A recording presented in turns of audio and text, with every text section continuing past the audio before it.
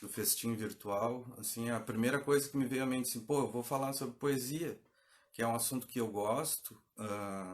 Na verdade, é uma das maiores paixões da minha vida, né? Assim como a música, né? Os livros no geral, né? Propriamente a poesia, né? Eu já lancei 2 livros de poesia, a minhas estantes, sei lá, acho que 60% dos livros que eu tenho é de poesia. Mas aí, depois de eu ter feito a proposta, tá, vou fazer uma live sobre poesia, eu fiquei pensando assim, ah, só um pouquinho que tem pessoal falando aqui.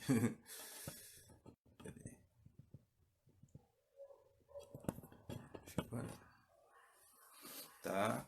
Aí eu pensei assim, pá, mas será que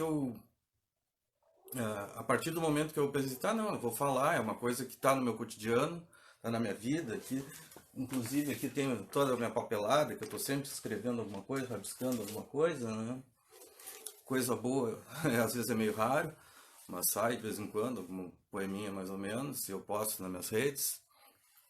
Ah, e aí então eu fiquei pensando, tá, mas aí eu cheguei, tá, então eu preciso estabelecer um conceito do que é poesia. E aí que eu entrei numa certa crise, assim, como é que eu vou definir poesia, né? É uma coisa para mim tão cotidiana, normal, mas ao mesmo tempo ela é um... Se a gente vai tentar estabelecer um conceito, esse conceito ele tem que ser muito elástico para abarcar muita coisa, né? Por exemplo, na época do classicismo, até o arcadismo, né? Século 18, 1700 e pouco, né? A poesia era um gênero fácil de definir porque o que que a gente tinha? A gente tinha a ode, a gente tinha o soneto, a gente tinha a balada, né? Que eram gêneros fixos, né? A poesia ela se valia da métrica, da rima, de outras outros elementos, né? Mas aí a partir do próprio romantismo, né, foi o primeiro momento de ruptura. Porque o que que acontece? O romantismo começou aos poucos a quebrar a questão da formalidade, né, e desses ritos, esses padrões estabelecidos, né? E claro, assim, o romantismo fez um pouco, né, mas o que tornou a poesia, começou a modificar realmente a poesia e tornar esse gênero bastante complexo, foi o surgimento de alguns poetas, né? Eu acredito que o primeiro deles tenha sido o Baudelaire, Charles Baudelaire, francês, né? Porque ele estabeleceu uma nova forma de expressão. Na verdade, ele conseguiu manter ainda a questão do soneto, da metrificação, mas a temática dele era bem diferente, assim, né? Se até então a poesia era algo sublime, voltado para a beleza, estética, né?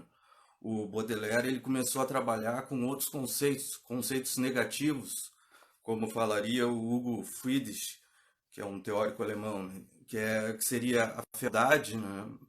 Primeiramente, ele trabalha com essas temáticas mais mórbidas, assim.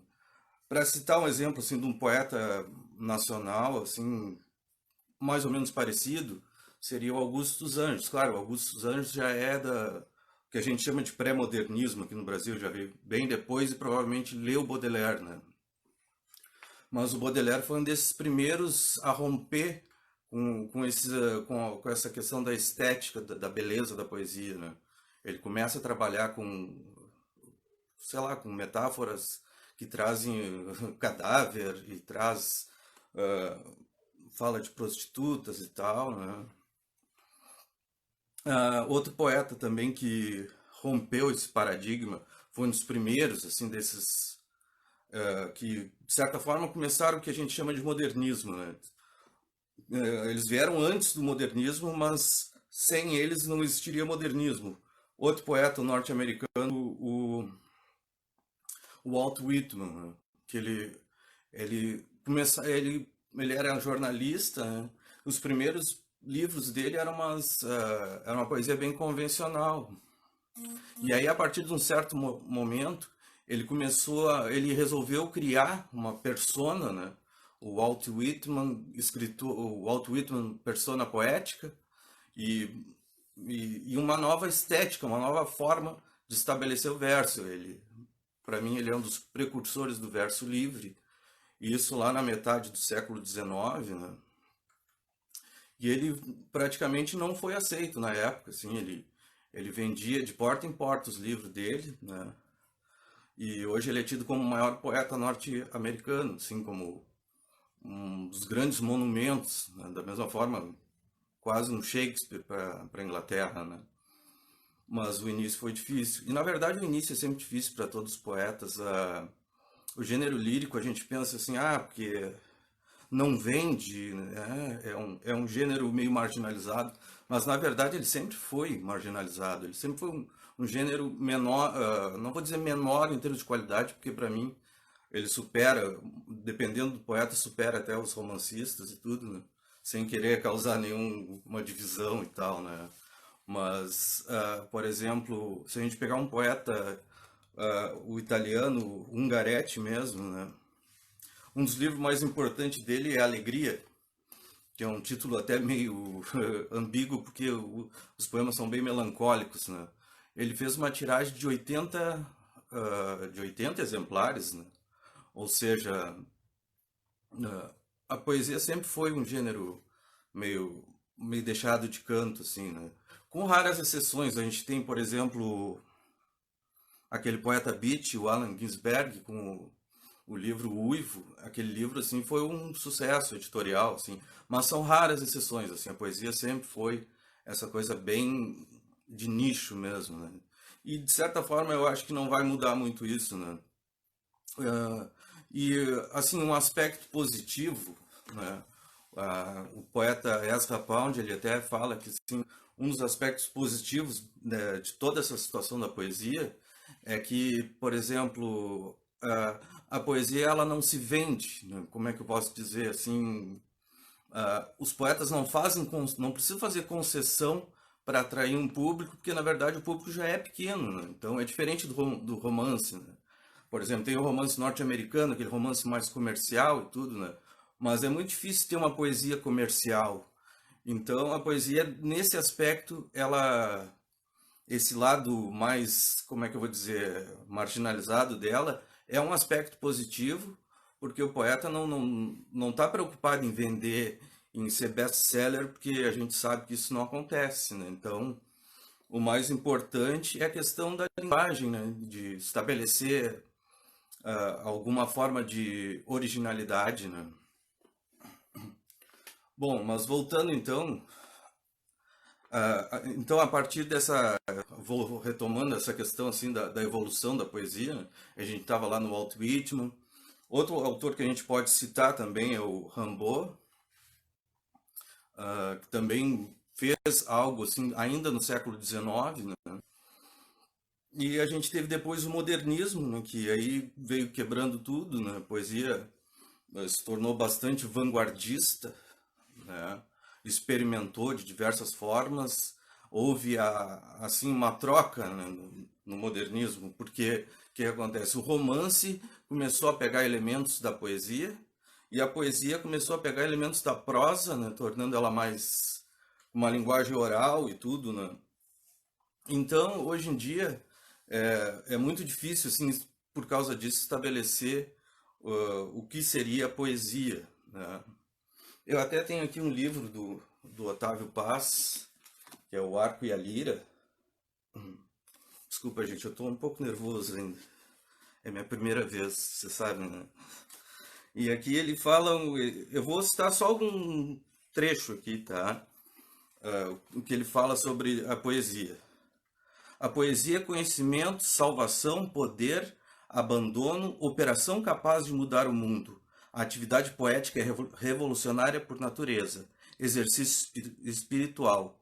É um método de libertação interior. A poesia revela este mundo, cria outro, pão dos escolhidos, alimento maldito, isola, une, convite à viagem, retorno à terra natal, inspiração, respiração, exercício muscular, prece ao vazio, diálogo com a ausência, o tédio, a angústia e o desespero a alimentam.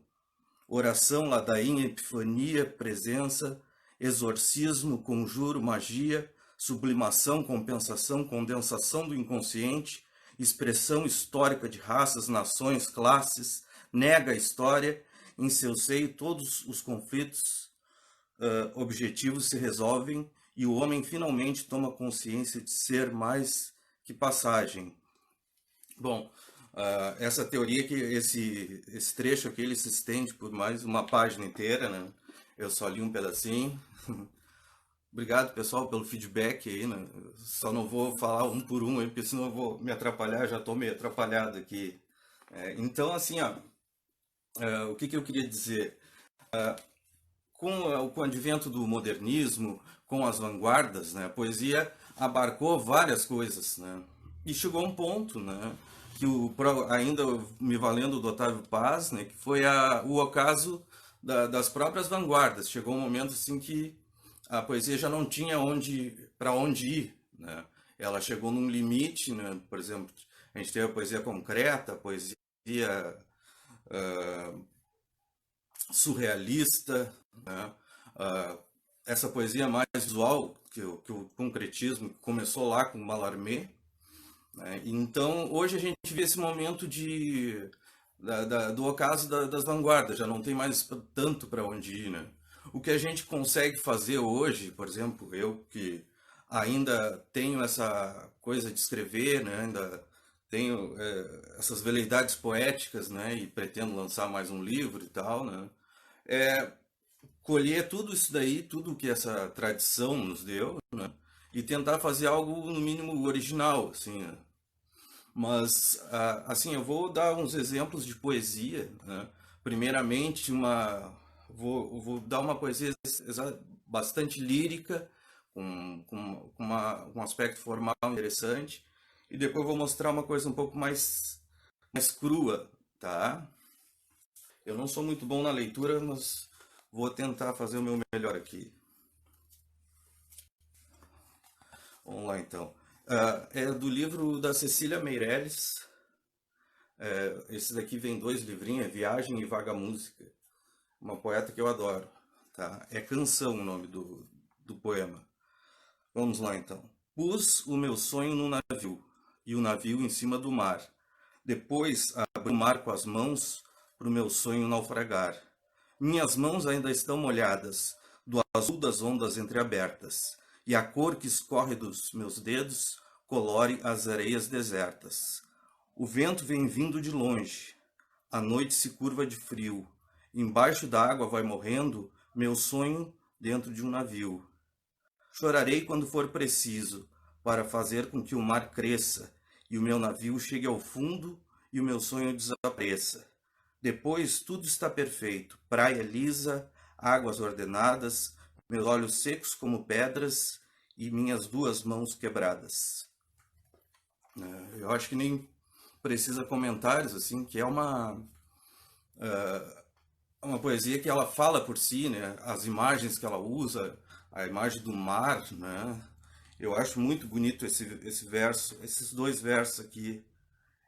Na verdade, essa quadra aqui, minhas mãos ainda estão molhadas do azul das ondas entreabertas, e a cor que escorre dos meus dedos colore as areias desertas. Sei lá, é uma coisa que bate forte na gente, né? E é de uma beleza, uma sensibilidade. Não tem, assim, nenhuma palavra difícil que precisa buscar dicionário, né? A gente nota também que ela construiu um ritmo, que ela colocou as rimas, mas não ficou uma coisa careta, né? Porque muitas vezes, às vezes, os poetas assim, iniciantes gostam de fazer rima e a rima acaba ficando meio brega e tal, né? Ou seja, é uma poeta que consegue estabelecer, consegue colocar várias técnicas dentro da poesia. Obviamente que eu gostaria até de falar sobre métrica, trazer alguma coisa desse tipo, assim, né? Porque sempre é importante o conhecimento, assim, por exemplo, quem é curioso, quer saber como é que funciona a poesia, né? É legal estabelecer isso, assim. Eu sugiro, assim, para quem quiser pegar essa parte mais técnica da poesia, um livrinho bem da série Princípios, Versos, Sons e Ritmos, se não me engano é da Norma Goldstein. Ele é um bom começo, assim, para para entender esses aspectos da poesia, né? Aspectos mais técnicos. E agora eu vou ler um outro poema do Drummond, né? Não podia faltar o Drummond, que aí vocês já vão notar que ele é bem diferente, assim, na forma com que ele aborda, né? O nome do poema é Aurora, tá? Aurora. O poeta ia bêbado no bonde. O dia nascia atrás dos quintais. As pensões alegres dormiam tristíssimas. As casas também iam bêbadas. Tudo era irreparável.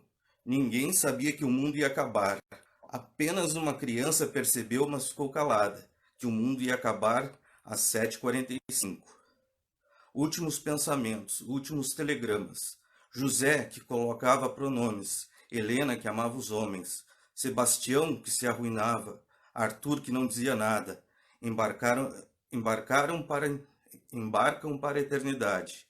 O poeta está bêbado, mas escuta um apelo na aurora. Vamos todos dançar entre o bonde e a árvore. Entre o bonde e a árvore dançar, meus irmãos. Embora sem música, dançai, meus irmãos. Os filhos estão nascendo com tamanha espontaneidade. Como é maravilhoso o amor e outros produtos. Dançai, meus irmãos, a morte virá depois, como um sacramento. Peço desculpas pela leitura, assim, meio atropelada, né? Mas é um poema que já mostra assim, uma linguagem bem mais despojada, né?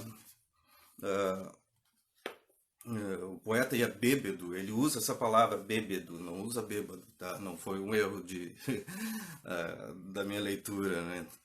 E é uma forma, assim, ao mesmo tempo, assim, é um poema simplíssimo, né? Usa palavras bastante simples, usa verso livre, né? Uma linguagem coloquial, mas o que a gente tem aqui é uma baita profundidade de pensamento, de reflexão, né?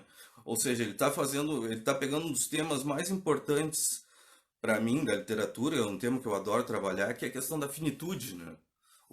Só o poeta e a criança sabiam que o mundo ia acabar, né? E assim, isso daí, assim, eu peguei esses dois poemas contrastantes, assim, para mostrar para vocês que a poesia tanto pode ser uma coisa mais trabalhada, com rima, com ritmo, ou uma poesia com verso livre, com uma linguagem um pouco mais, como é que eu vou dizer, coloquial, né? E tenho mais um trechinho aqui de um poeta que eu gosto bastante, né?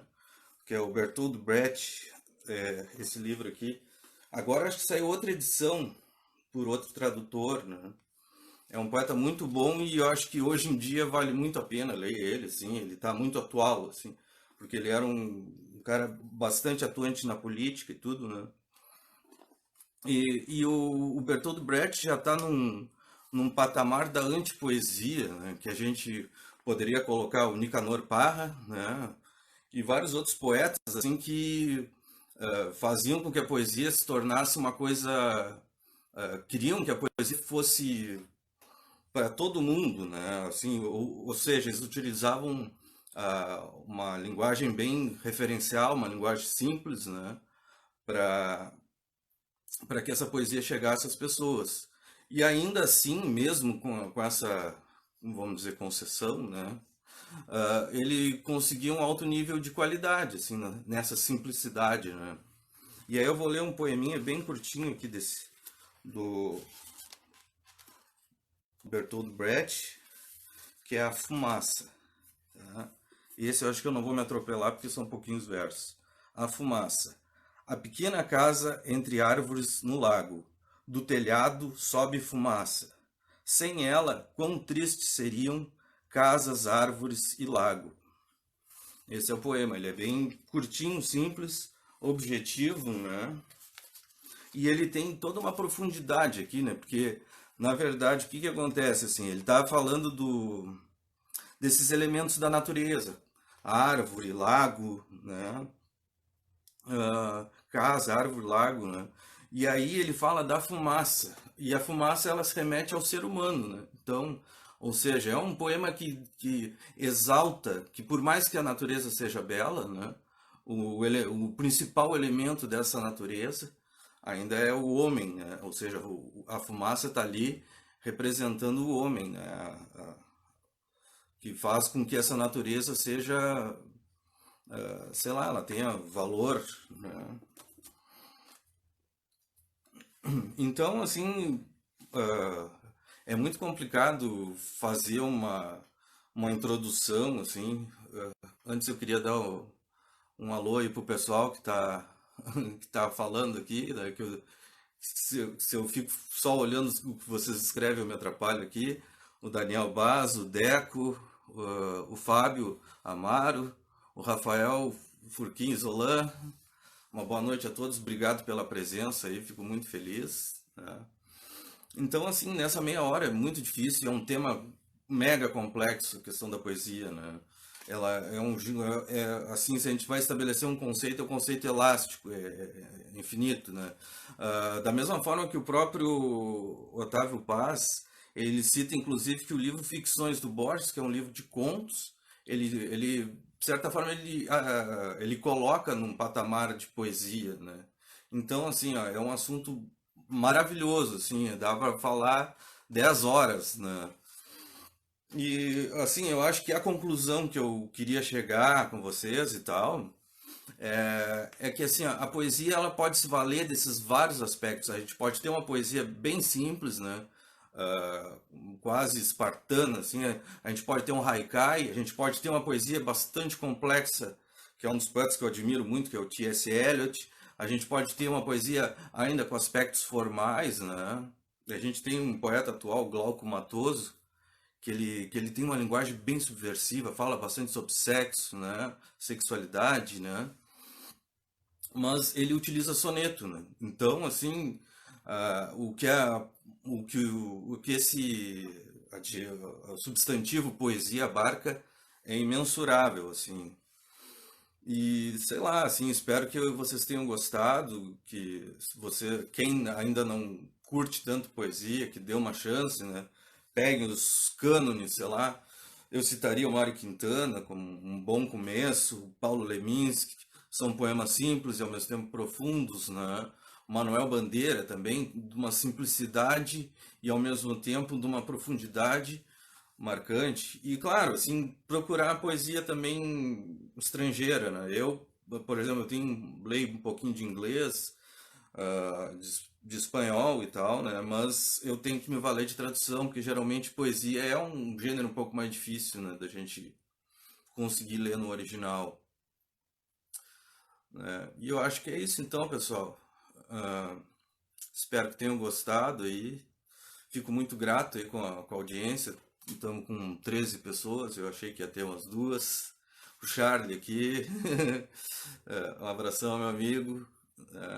Um abraço para Joyce também, que me deu uma força, que eu não sabia ligar esse troço aqui. Tá completamente apavorado, né? Fui desvirginado da live, né? Agora já fiz uma live aí, eu posso dizer que já fiz uma live e já me sinto um homem mais completo. Bom, então tá, pessoal. Espero que tenham gostado. Espero que estejam gostando do nosso, das nossas atividades do coletivo, né? Tá sendo ótimo, assim. Eu já assisti os meus colegas, assim, e deu muito certo, assim. Eu fiquei tão feliz, assim, de ver o quanto deu certo. Ontem eu vi o sarau com o pessoal, com a Joyce, com o Pedro Guimarães, com o Alexander. Tava perfeito, assim, né? Ah, mas então tá, é isso aí, pessoal. Vou me desconectar. Fiquem bem, né? Se acreditam em Deus, fiquem com Deus. Ou com Buda, né? Eu tenho meu Buda aqui, né? Isso aí então, pessoal. Tchau.